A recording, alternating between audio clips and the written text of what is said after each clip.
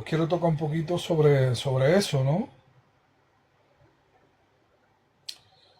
Amén. Entonces, existe como un mito religioso que atormenta las conciencias de muchísimos creyentes en las distintas congregaciones. Se trata de la enseñanza esa infundada de que si Cristo regresa en un instante en el que tú cometiste alguna falta, un mal pensamiento que tuviste, un arrebato de ira, una palabra desafortunada que tuviste, si Cristo viene en ese momento, pues te enseñan que automáticamente pierdes tu salvación y que te quedas fuera del reino de Dios, ¿no? Y esta perspectiva hace que la gente viva como si todavía estuvieran bajo el antiguo pacto, atemorizada, con miedo, temblorosa, mirando al cielo no con la esperanza bendita de un hijo que espera a su padre, sino con el pánico de un esclavo que teme ser sorprendido en una falta por un juez implacable, no con la mirada de hijo, sino de esclavo, no pensando en un padre, sino en un juez. Amén.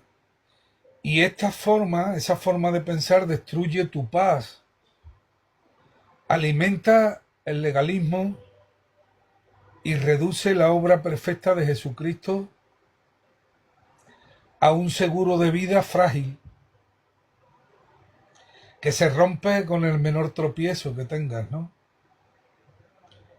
Pero la escritura enseña algo totalmente diferente a esto. Tu salvación está eternamente garantizada en la obra perfecta e inmutable de Cristo en la cruz. Mientras que el pecado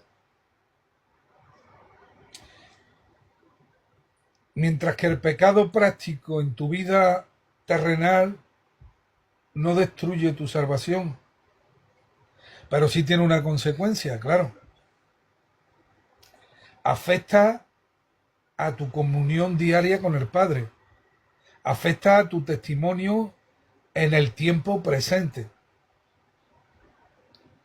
Ahora, para desmantelar el miedo religioso y vivir en la auténtica libertad de la gracia, debemos recorrer esta verdad paso a paso. Vamos a mirarlo cronológicamente. Para entender por qué la llegada de Cristo no te tomará por sorpresa para condenarte, primero debes comprender qué ocurrió legalmente cuando tú fuiste unido a Jesús. En el lenguaje del Nuevo Testamento se diferencian dos dimensiones del tiempo. El kairos, que es el tiempo oportuno y la eternidad de Dios, y el cronos, que es el tiempo cronológico, terrenal, el minuto a minuto en el que los hombres vivimos.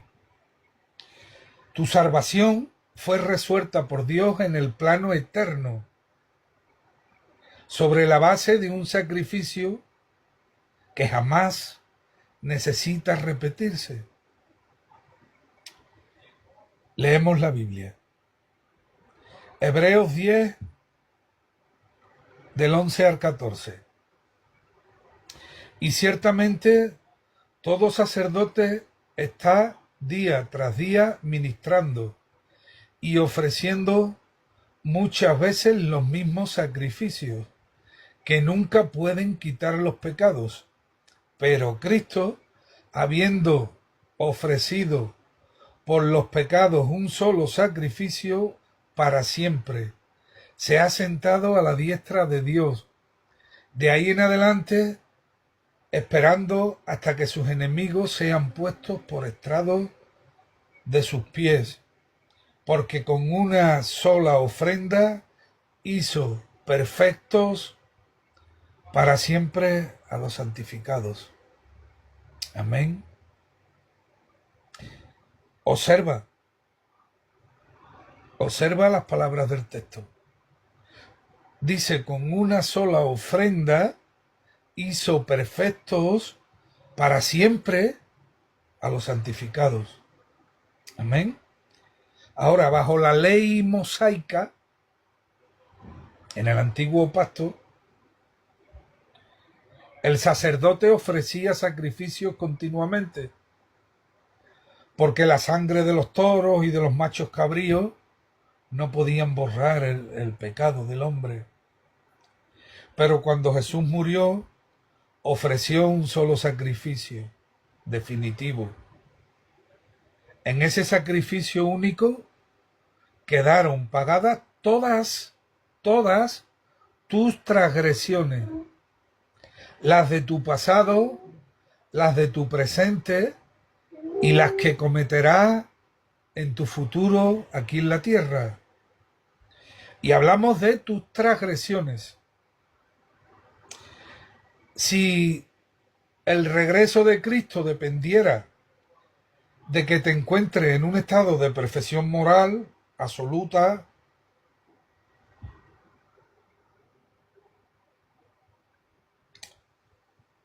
en tu último minuto de vida,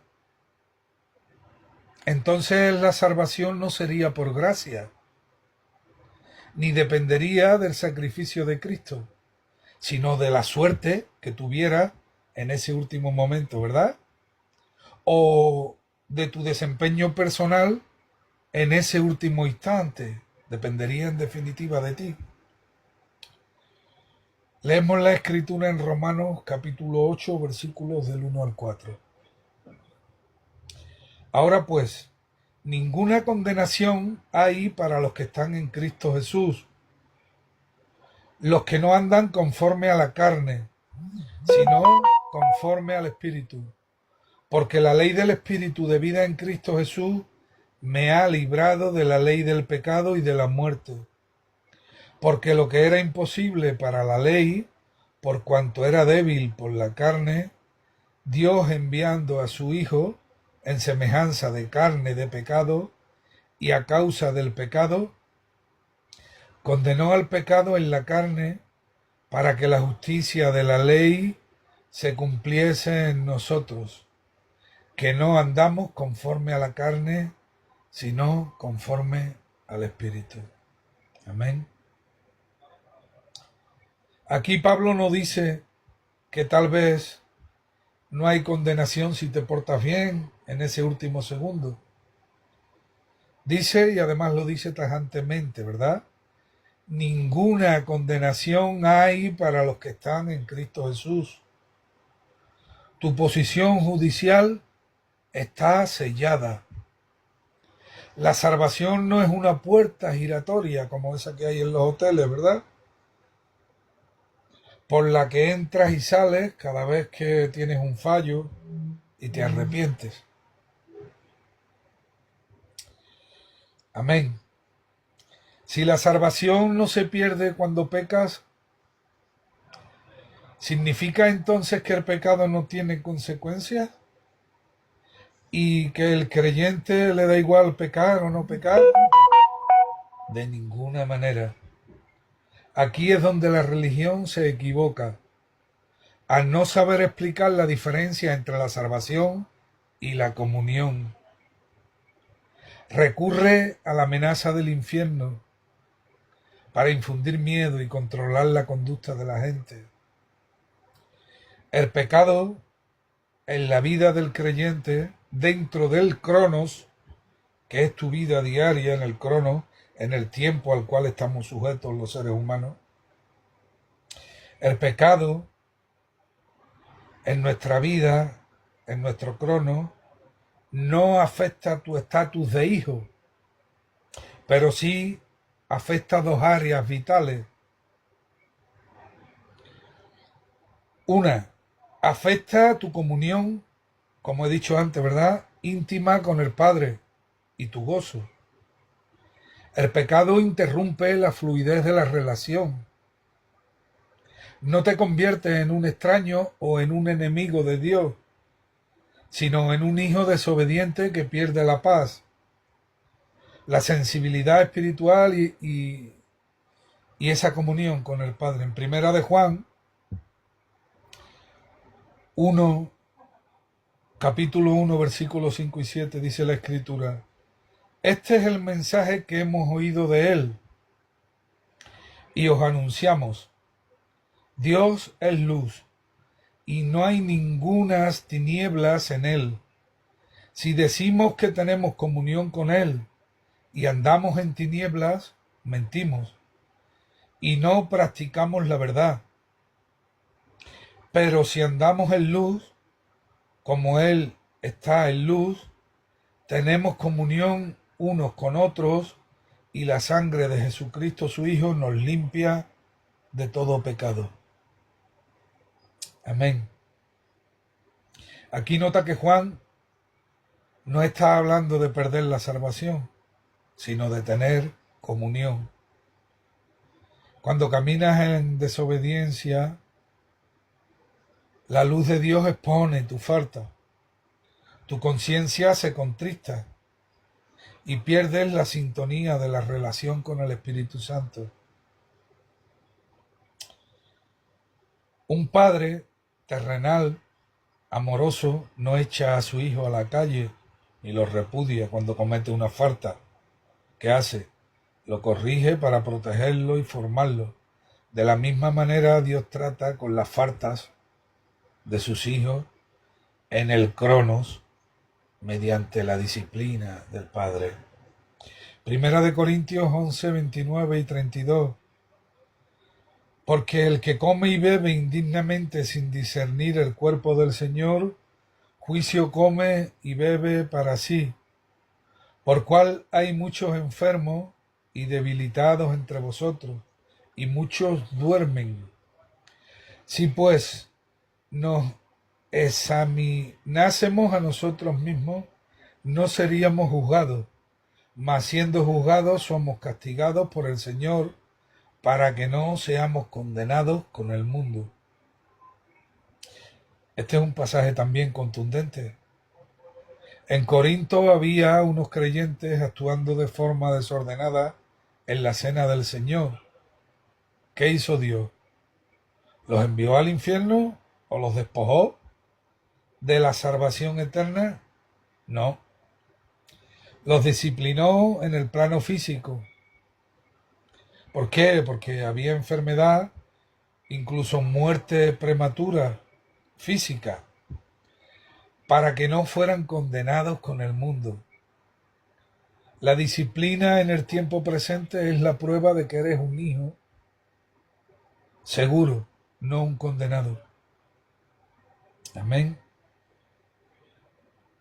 La religión te enseña que cuando fallas, o hay personas que cuando fallan y cometen errores y están viviendo mala vida,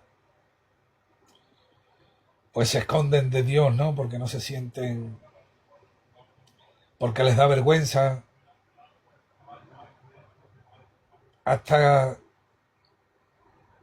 que sienten que esa culpa les pasó, ¿no? Pero la Biblia te enseña todo lo contrario. Cuando fallas en tu cronos, en el cronos en que vivimos, ¿verdad? Porque esto tenemos también que saber diferenciar el cronos y el kairos. Cuando fallamos en nuestro cronos, debes acudir inmediatamente al abogado que tienes en la eternidad. Amén. Primera de Juan 1, 8, 10 y 2, 1 y 2. Si decimos que no tenemos pecado, nos engañamos a nosotros mismos y la verdad no está en nosotros. Si confesamos nuestros pecados, Él es fiel y justo para perdonar nuestros pecados y limpiarnos de toda maldad. Si decimos que no hemos pecado, le hacemos a Él mentiroso y su palabra no está en nosotros. hijitos míos, estas cosas os escribo para que no pequéis, y si alguno hubiere pecado, abogado tenemos para con el Padre, a Jesucristo el justo, y Él es la propiciación por nuestros pecados, y no solamente por los nuestros, sino también por los de todo el mundo. Mira el orden divino de este pasaje. Estas cosas os escribo para que no pequéis, dice. La gracia no es una licencia para pecar, es el poder para no hacerlo. Y si alguno hubiere pecado, la Biblia contempla que el creyente, estando en este cuerpo mortal, puede llegar a tropezar. Y después dice también, abogado tenemos para con el Padre, a Jesucristo el justo. Amén. No dice que perdemos la adopción, sino que nuestro abogado presenta su propia sangre para mantener nuestra causa limpia delante del trono. Si confesamos nuestros pecados, la palabra confesar, aquí si la vemos en el idioma original, en el griego, es homologeo, que significa decir lo mismo que Dios dice. No le pides perdón a Dios para que te vuelva a salvar, como si fueras un pagano, sino que confiesas tu falta como un hijo que reconoce su error ante su padre para restablecer la armonía, la paz y la limpieza de tu conciencia delante de la presencia de Dios. Amén. Para que nunca más vivas atrapado por el miedo de la religión, ese miedo religioso que paraliza. Tenemos que observar la cronología exacta de cómo Dios maneja nuestra vida espiritual a lo largo del tiempo.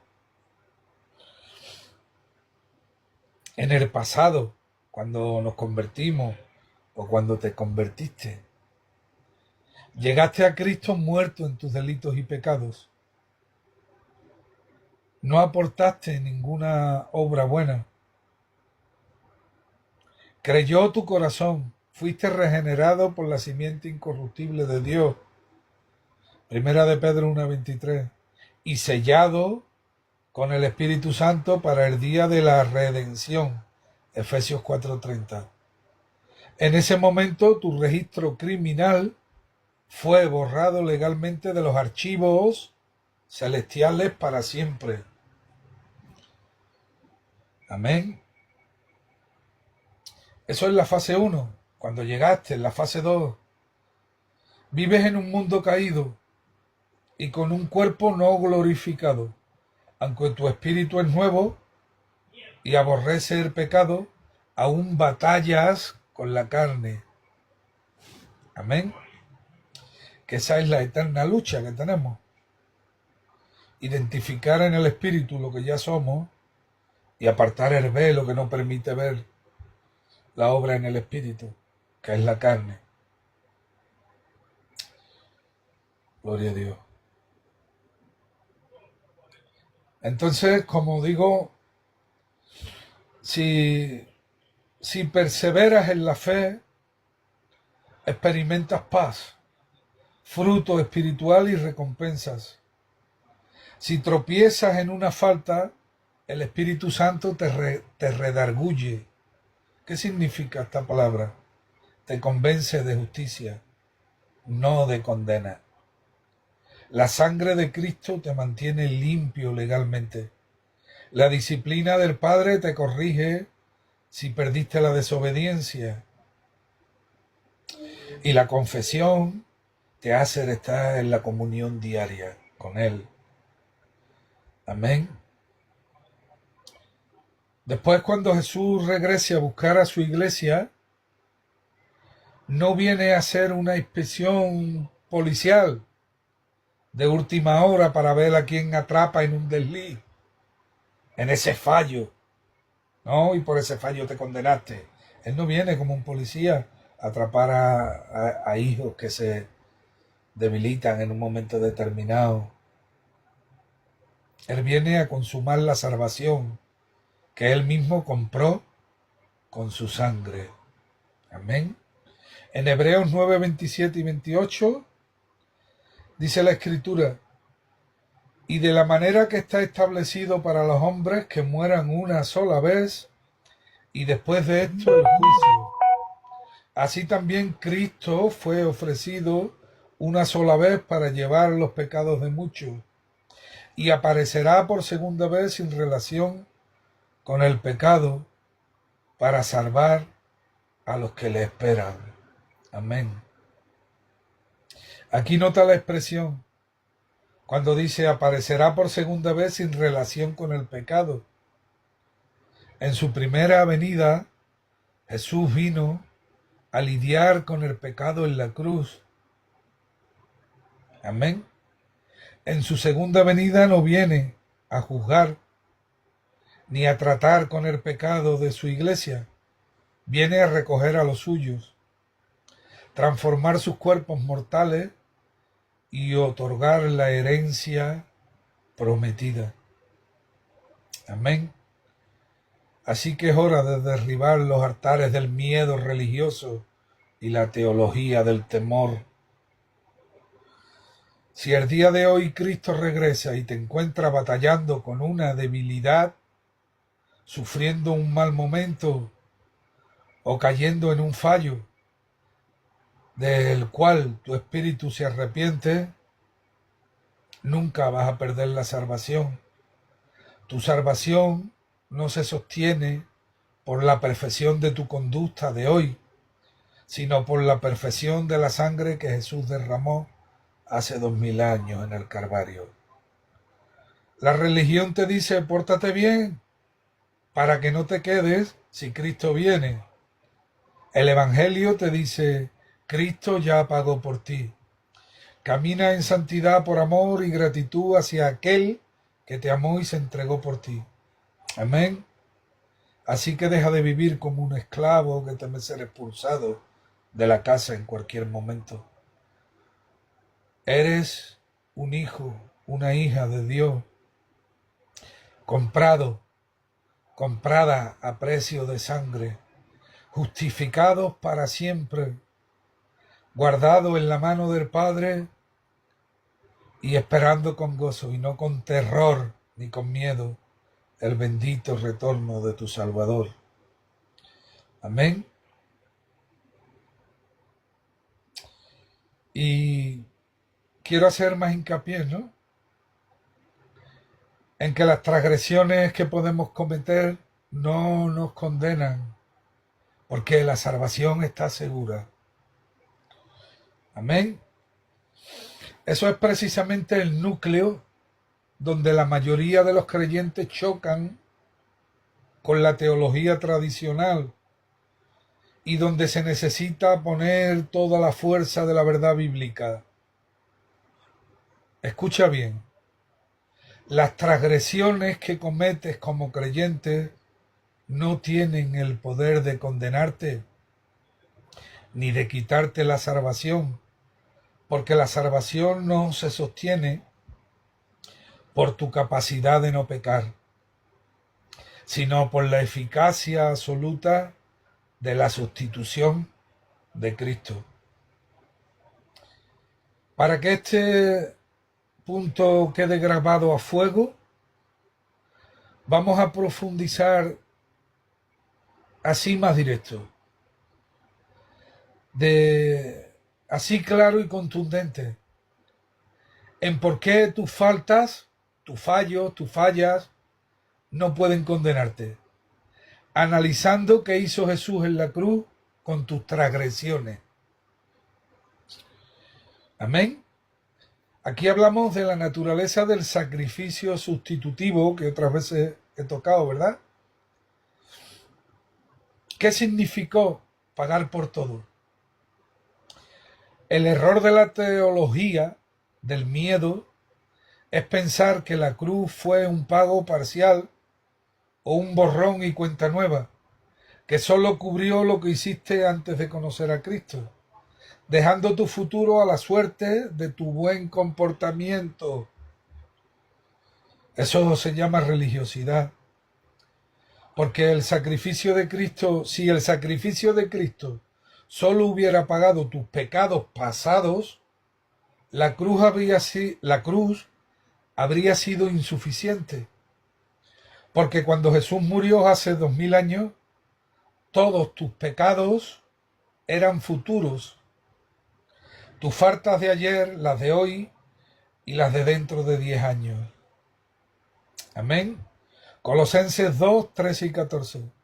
Y a vosotros, estando muertos en pecados y en la incircuncisión de vuestra carne, os dio vida juntamente con él, perdonándoos todos los pecados, anulando el acta de los decretos que había contra nosotros, que nos era contraria, quitándola de en medio y clavándola en la cruz. Amén. Observa el alcance de la palabra, perdonándoos todos los pecados. Aquí Pablo no dice algunos pecados, ni los pecados pasados, bajo condición de que no vuelvas a fallar. El acta de los decretos, que era el certificado de deuda que la ley exigía contra ti, ese acta fue anulada y clavada en la cruz. Significa, jurídicamente, un acta cancelada se destruía. O sea, jurídicamente, un acta cancelada y destruida no se puede volver a reabrir para juzgar a un acusado. Tu expediente penal, el que te condenaba ante el tribunal del universo, está cerrado para siempre. Eso es lo que hizo Cristo en el Calvario. Es tan importante que entendamos esto, el significado de aquella muerte y de la posterior resurrección. El culpable ya fue ejecutado. Amén. En el derecho penal existe un principio universal que es no juzgar dos veces por el mismo delito. Dios, siendo el juez perfectamente justo, no puede exigir dos veces el pago de una misma deuda. Amén. El tribunal celestial, la ley, exigía la muerte por tus transgresiones. Lo voy a repetir. La ley, y hablamos del antes de la cruz, del antiguo pacto, la ley exigía la muerte por tus transgresiones, por tus pecados cometidos, por tus acciones. Ezequiel 18:4. Jesús, tu sustituto, asumió toda la condena en la cruz. Isaías 53:5. Amén. La justicia divina fue declarada satisfecha. Romanos 3, 25 y 26. Gloria a Dios. Condenar al creyente hoy sería exigir un doble pago por el delito. Si Dios te condenara al infierno o te quitara la salvación por una transgresión que cometes hoy, estaría exigiendo que tú pagues por una culpa que Él mismo ya la cobró a su Hijo en la cruz. ¿Se entiende esto? Porque esto es glorioso. Y eso haría a Dios un Dios injusto. Cristo ya sufrió la condena de tus transgresiones pasadas, presentes y futuras. Eso es lo que hizo Cristo en la cruz. Sufrió, pagó la condena de tus transgresiones pasadas, presentes y futuras. Ya las pagó. Romanos 8, 33 y 34. Quien tenga oídos, oiga en el nombre de Cristo Jesús. ¿Quién acusará a los escogidos de Dios? ¿Quién acusará a los escogidos de Dios? Dios es el que justifica. ¿Quién es el que condenará? Cristo es el que murió, más aún el que también resucitó, el que además está a la diestra de Dios, el que también intercede por nosotros. Amén. Amén a su palabra gloriosa. Aquí Pablo lanza un reto directo al universo. ¿Quién acusará? Pregunta. ¿Quién condenará? Y la respuesta es nadie. Ni tu conciencia, ni el diablo, ni la religión. Nadie puede revocar el veredicto de justificación que Dios ya emitió sobre ti. Amén. ¿Qué quiero decir? Las transgresiones, tus faltas, no rompen la adopción de juez a padre. Escucha en el nombre de Jesús de Nazaret y entiende en el nombre de Cristo. Cuando estabas sin Cristo, Dios era tu juez. Lo voy a repetir. Cuando estabas sin Cristo, Dios era tu juez y tu condición era de criminal condenado. Pero cuando fuiste regenerado por la simiente de Dios, cuando fuiste impartido en vida, la posición legal cambió para siempre. Dios dejó de ser tu juez para convertirse en tu padre. Y tú dejaste de ser un criminal y de estar muerto para convertirte en un hijo y pasar a vida. Amén. Qué tremendo.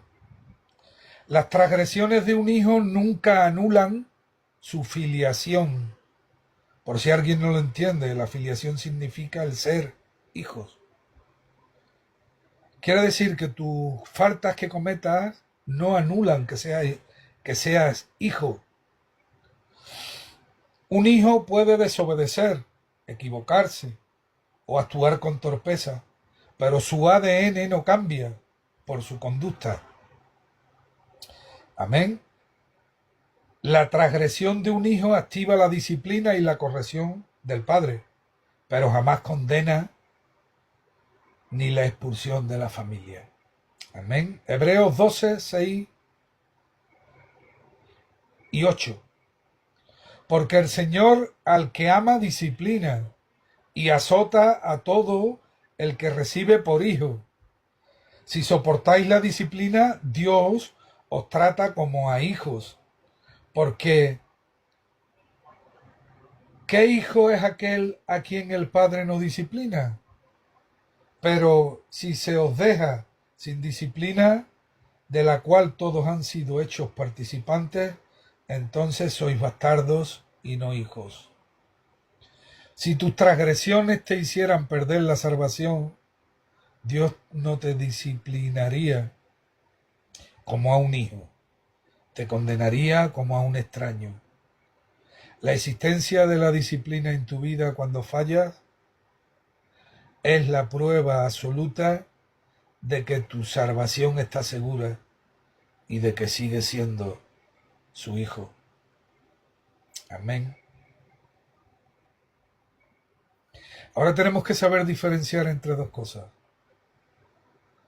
La culpabilidad penal y la convicción del Espíritu. Amén. Escucha esto, que esto es importante también. La religión confunde la condenación con la corrección. Por eso cuando un creyente peca, la religión lo hunde en la culpa para hacerle creer que perdió la salvación. Hay que aprender a distinguir las dos voces. La voz de la religión, acusador, condenación. Eso te dice la religión. Pero la voz del Espíritu Santo, te da convicción de gracia. El mensaje es: fallaste, ya no eres salvo, Dios se alejó de ti. El otro mensaje es: esa conducta no corresponde a quien eres en Cristo. El efecto de la religión es miedo, vergüenza, te lleva a esconderte de Dios, pero el efecto en Cristo, en su gracia, es arrepentimiento y te impulsa a tener comunión con el Padre. El enfoque de la religión es que tu pecado y tu incapacidad de ser perfecto. El enfoque en Cristo es la cruz de Cristo y tu identidad como hijo. El resultado religioso: desesperación y parálisis espiritual, terror, miedo, esclavitud. El resultado en Cristo es limpieza de conciencia, libertad, santidad, santificación. Amén. El punto central que destruye el miedo religioso es este: tus transgresiones no tienen la capacidad jurídica de condenarte, porque la deuda legal fue saldada en su totalidad en el madero.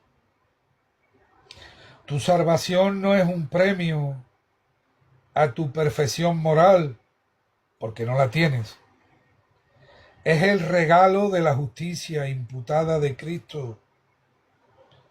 Cuando cometes una falta, el Espíritu Santo no te despoja del reino.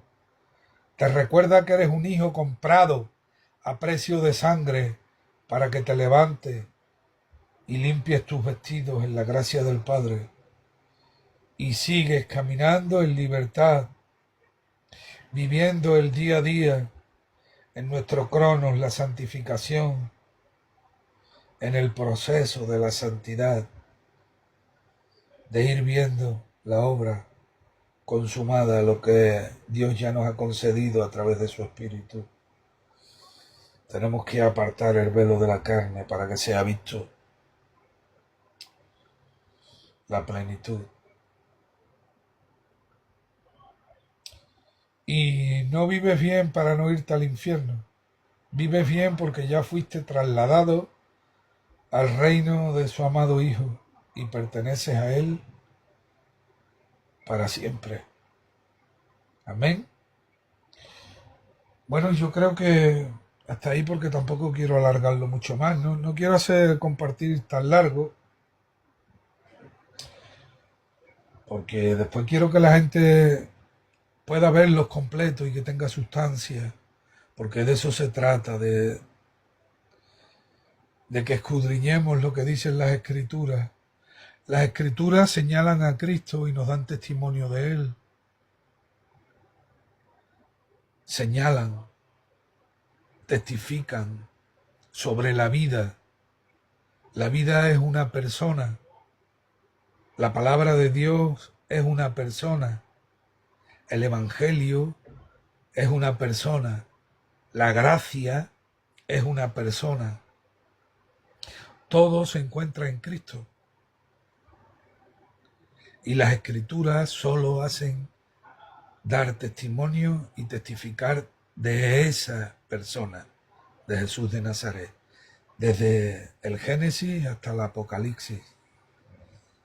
Cada libro escrito da testimonio de Él. Amén. Y en Él encontramos la vida y la vida eterna, porque todo se fundamenta, todo gira en torno a Cristo. Y recuerden que Él hizo la obra perfecta, maravillosa, perfecta, de una vez y para siempre. Y sobre esa obra descansamos. Y la obra de la crucifixión, de la muerte y la posterior resurrección fue hecha para darnos vida eterna, a través de quien es la vida, que es el mismo Cristo en nosotros. Amén. Bueno, y lo quiero dejar ahí ya, lo quiero dejar ahí. Solo quería hacer hincapié en esto que la religiosidad o la religión predica muchas veces, ¿no? Que Cristo viene pronto, que no sabemos, que viene como ladrón en la noche y que si en ese momento que Él viene te cogen un pecado, perdiste la salvación, pero nada que ver. Su obra fue perfecta, esto tenemos que entenderlo. La obra de Cristo fue perfecta.